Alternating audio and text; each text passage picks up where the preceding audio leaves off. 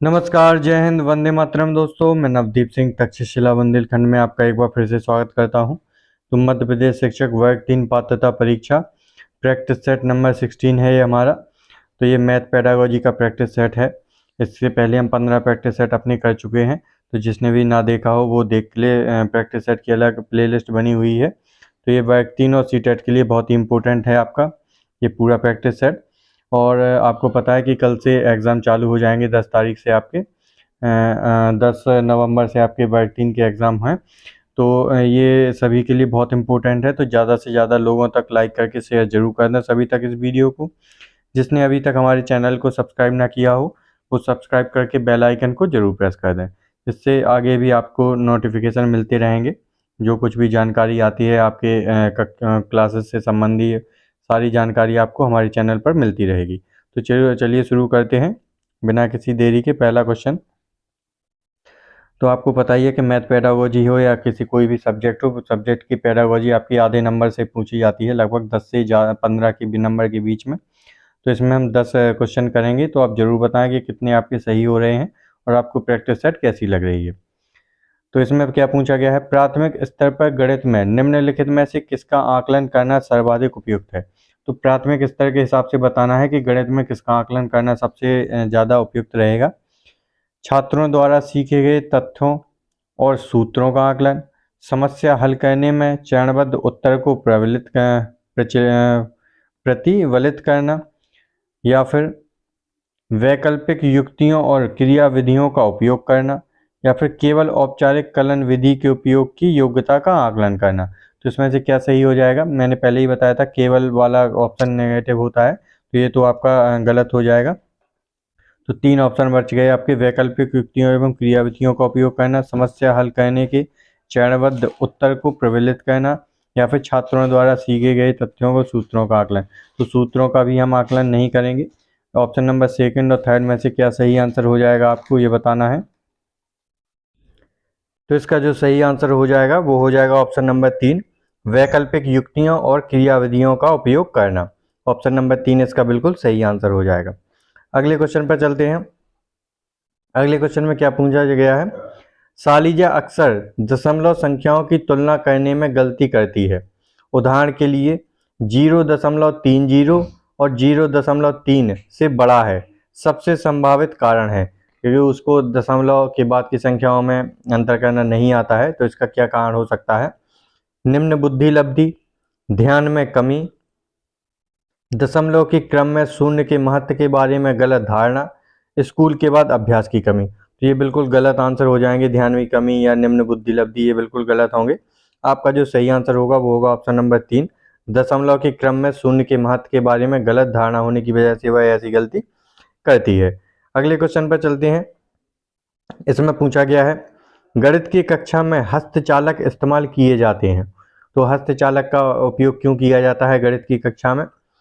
पहला है आपका गणितीय विचारों को प्रदर्शित करने के लिए, गणितीय समझ का निर्माण करने के लिए।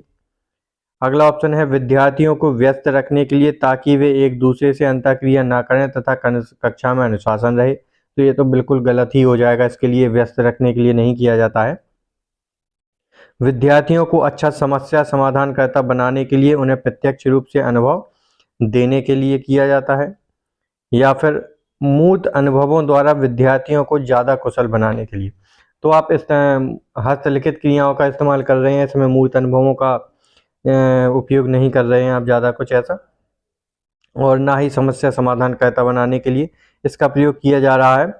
तो इसका जो सही आंसर होगा गणितीय विचारों को प्रदर्शित करने और गणितीय समझ का निर्माण करने के लिए। तो ऑप्शन नंबर 1 इसका बिल्कुल सही आंसर हो जाएगा, ऑप्शन नंबर 1। अगला क्वेश्चन है, गणित में नैदानिक परीक्षा का प्राथमिक उद्देश्य है। तो नैदानिक परीक्षा का जो प्राथमिक उद्देश्य है वो क्या होता है, क्यों किया जाता है। तो माता पिता को बच्चे के लिए घर पर ट्यूशन पढ़ाने के लिए बल देना, बिल्कुल गलत आंसर हो जाएगा। कभी भी ट्यूशन के लिए बल नहीं दिया जाता है। इस पर कहीं पर भी अगर आपको ऐसा ऑप्शन देखने को मिलता है तो वो नेगेटिव ही जाएगा। अगर यहीं पर नहीं होता कि उद्देश्य नहीं है तो ये बिल्कुल सही आंसर हो जाएगा आपका। तो अगर इसमें नहीं पूछा गया है, प्राथमिक उद्देश्य पूछा गया है, तो बच्चों का रिपोर्ट कार्ड बनाना, तो प्राथमिक उद्देश्य ये भी नहीं होता है कि इसका एक अच्छा रिपोर्ट कार्ड बन सके। गणित में बच्चे के अधिगम में रह गई कमियों को समझना और बच्चे को कक्षा में विभिन्न खंडों सेक्शन में बांटना। तो सेक्शन में बांटने के लिए भी नहीं किया जाता है। नैदानिक जो परीक्षण है आपका वो गणित में अधिगम में रह गई कमियों को समझने और उनको निदान करने के लिए किया जाता है, मुख्यतः कमियों को समझने के लिए। तो ऑप्शन नंबर 3 इसका सही आंसर हो जाएगा। अगले क्वेश्चन पर चलते हैं। अगले क्वेश्चन में कहा गया है आपकी कक्षा में कुछ विद्यार्थी लगातार गणित की परीक्षाओं और परीक्षणों में अच्छा प्रदर्शन नहीं कर पा रहे हैं। एक शिक्षक के रूप में आप क्या करेंगे? तो अभ्यास के लिए अधिक टेस्ट देंगे, अच्छा न करने के परिणाम को समझाएंगे, अच्छा न करने के परिणाम को समझाएंगे, कारणों का निदान करेंगे, उनके उपचारिक कदम उठाएंगे, उनको उच्च उपलब्धि वालों के साथ बैठाएंगे। तो ये तो बात की बात हो गई कि उच्च उपलब्धि वालों के साथ बैठाएंगे, ये बिल्कुल ऐसा नहीं करेंगे। अगर वो सही नहीं कर पा रहे हैं तो इसका जो सही आंसर होगा वो होगा ऑप्शन नंबर 3। सबसे पहले आप कारणों का निदान करेंगे कि किन कारणों की वजह से वो ऐसा नहीं कर रहे हैं, फिर उनको सही करने के लिए आप उचित कदम उठाए जाएंगे, उपचारिक कदम उठाएंगे कि उनको कैसे हम सुधार सकते हैं, कि जो वो कमी कर रहे हैं उनमें हम कमी को दूर कैसे कर सकते हैं। पहले कारणों का पता मतलब कमी का पता लगाएंगे कि उनसे गलती क्यों हो रही है, फिर उनको सही करेंगे कि उनको गलती को कैसे हम सही कर सकते हैं। अगले क्वेश्चन है, अगले क्वेश्चन में पूछा गया है कक्षा में जियो board, dot grid, cutout, tangram का उपयोग करना डैश से संबंधित विभिन्न अवधारणाओं को विकसित करने में सहायता करेगा। तो कौन सी अवधारणाओं को विकसित करने में सहायता करेगा?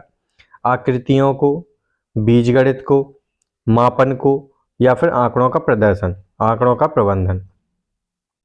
तो इनका प्रयोग किस लिए किया जाता है? जियो board, dot grid, cutout, tangram का उपयोग। तो इसका जो सही आंसर होगा वो होगा आकृतियों से संबंधित विभिन्न अवधारणाओं को विकसित करने में सहायता करेगा। ऑप्शन नंबर 1 इसका बिल्कुल सही आंसर हो जाएगा।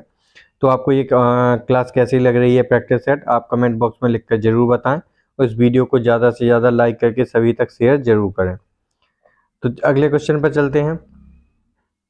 अगले क्वेश्चन में पूछा गया है एक छात्र विभाजन की समस्याओं से जूझता है और हमेशा इसके बजाय गुणा करता है, यह गलत धारणा किसके कारण हो सकती है? तो कई बार आपने देखा होगा बटे में संख्या जब स्थानांतरित होती है तो कई बार गुणा की जगह कोई भाग कर देता है। तो अगर ऐसी समस्याओं से जूझ रहा है कोई बालक तो यह गलत धारणा किसके कारण हो सकती है, क्यों हो रही है? तो ये क्वेश्चन में पूछा गया है। तो इसमें है गणित की व्युत्क्रम संक्रिया के रूप में विभाजन की समझ की कमी, विभाजन तथ्यों के साथ अपर्याप्त अभ्यास, मानसिक गणित रणनीतियों के साथ कठिनाई, या फिर सीमित गणितीय बुद्धि। तो सीमित गणितीय बुद्धि ऐसा नहीं होता है, ये गलत हो जाएगा। और रणनीतियों के साथ कठिनाई भी नहीं होगी। जो इसका आपको क्या है बिल्कुल परफेक्ट आंसर जो सबसे अच्छा हो वो आपको चुनना पड़ता है। और अपर्याप्त अभ्यास भी यहाँ पर सही नहीं माना जाएगा, क्योंकि आप जब ऑप्शन नंबर 1 देखेंगे तो उसमें क्या दिया गया है, गणित की व्युत्क्रम संक्रिया के रूप में विभाजन की समझ में कमी। तो उसको व्युत्क्रम करने में और विभाजन की समस्या में समझ में कमी है, उसको वो चीज़ अच्छे से समझ में नहीं आई है, जिससे वह गणित की गुणा की जगह भाग या भाग की जगह गुणा कर देता है। तो इसका ऑप्शन नंबर 1 बिल्कुल सही आंसर हो जाएगा। अगला क्वेश्चन है आपका, इसमें क्या पूछा गया है, निम्नलिखित में से कौन सी युक्तियां गणित में कम उपलब्धि वाले विद्यार्थियों के लिए उपयुक्त नहीं है? तो आपको कौन सी नहीं है ये बताना है कम उपलब्धि वाले विद्यार्थियों के लिए। विद्यार्थियों की रुचि पर केंद्रित गतिविधियों का उपयोग करना, एकल कार्य सत्र में अभ्यास समस्याओं की संख्या एकल कार्य सत्र में अभ्यास समस्याओं की संख्या को कम रखना, केवल सबसे कठिन समस्या निर्दिष्ट करना, शिक्षित निर्देशित अभ्यास के लिए अतिरिक्त समय आवंटन करना। तो आपको जब आप क्वेश्चन पढ़ेंगे उसके बाद आपको सबसे पहले टिक करने से पहले आपको चारों ऑप्शन अच्छे से पढ़ लेना है। कई बार होगा कि आपको 1-2 ऑप्शन समझ में ही नहीं आएंगे, तो उसमें कंफ्यूज नहीं होना है, पहले आपको चारों ऑप्शन पढ़ने हैं।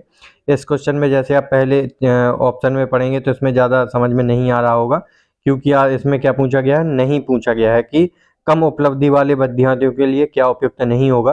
तो जब आप ऑप्शन नंबर 3 पर आएंगे देखेंगे तो सबसे कठिन समस्या निर्दिष्ट करना, तो ये बिल्कुल इसके लिए उपयोगी नहीं होगी कि जो सबसे कठिन समस्या है उसको ही निर्दिष्ट कर दें, तो ये नहीं होगा। तो इसका ऑप्शन नंबर 1 जो 3 है वो बिल्कुल सही आंसर हो जाएगा। अगले क्वेश्चन पर चलते हैं।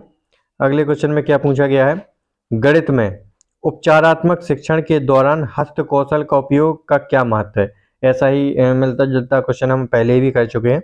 तो क्या उपयोग होगा उपचारात्मक शिक्षण के लिए। वे छात्रों को सही उत्तरों के लिए पुरस्कार के रूप में कार्य करते हैं। वे समझ बढ़ाने के लिए दृश्य प्रतिनिधित्व प्रदान करते हैं। वे छात्रों के बीच प्रतिस्पर्धा को प्रोत्साहित करते हैं। तो कभी भी प्रतिस्पर्धा को प्रोत्साहित करना ये नेगेटिव माना जाता है, इसको पहले ही गलत कर देंगे हम। वे पारंपरिक गणितीय उपकरणों और तकनीकों को प्रतिस्थापित करते हैं। तो इसका क्या सही आंसर हो जाएगा वो आपको बताना है। तो ये पुरस्कार करने के रूप में कार्यरत करते हैं, ये भी आपका गलत हो जाएगा, इसे ऐसा कुछ नहीं है। इसके लिए हो जाएगा वो ऑप्शन नंबर 2, वे समझ बढ़ाने के लिए दृश्य प्रतिनिधित्व प्रदान करते हैं। तो इसका बिल्कुल सही आंसर हो जाएगा ऑप्शन नंबर 2। इसीलिए आपका जो हस्त कौशल का उपयोग है उपचारात्मक शिक्षण में किया जाता है कि उनको दृश्य प्रतिनिधित्व प्रदान किया जा सके। अगले क्वेश्चन पर चलते हैं। इसमें क्या पूछा गया है, ये टॉपिक आपका उपचारात्मक शिक्षण से लिया गया है गणित में। तो इससे गणित के क्वेश्चन बनते हैं। आपने देखा होगा उपचारात्मक शिक्षक हर सब्जेक्ट में आपसे यहाँ से क्वेश्चन बन सकते हैं, तो बहुत इंपॉर्टेंट टॉपिक है आपके लिए। गणित में उपचारात्मक शिक्षण में रचनात्मक मूल्यांकन को कैसे एकीकृत किया जा सकता है। तो उपचारात्मक शिक्षण को रचनात्मक मूल्यांकन को कैसे एकीकृत कर सकते हैं। तो रचनात्मक प्रतिक्रिया और समय पर हस्तक्षेप प्रदान करके, छात्रों की प्रगति का मूल्यांकन करने के लिए योगात्मक परीक्षणों का उपयोग करके, छात्रों के प्रदर्शन के आधार पर अंतिम ग्रेड देकर, या छात्रों की त्रुटियों का विश्लेषण किए बिना समय पर क्विज आयोजित करके। तो ये तो गलत हो जाएंगे आपके सभी। छात्रों की प्रगति का मूल्यांकन करने के लिए ये भी गलत हो जाएगा। तो इसमें क्या है, उपचारात्मक शिक्षण की रचनात्मक मूल्यांकन को कैसे एकीकृत किया जा सकता है। तो इसका जो सही आंसर होगा वो होगा ऑप्शन नंबर 1, रचनात्मक प्रतिक्रिया और समय पर हस्तक्षेप प्रदान करके।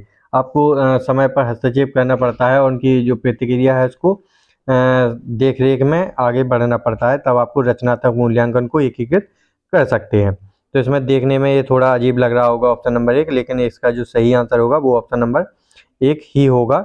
आप ये इस क्वेश्चन को सर्च करके पढ़ भी सकते हैं अगर आपको डाउट है। वैसे ये 100% बिल्कुल सही आंसर है इसके।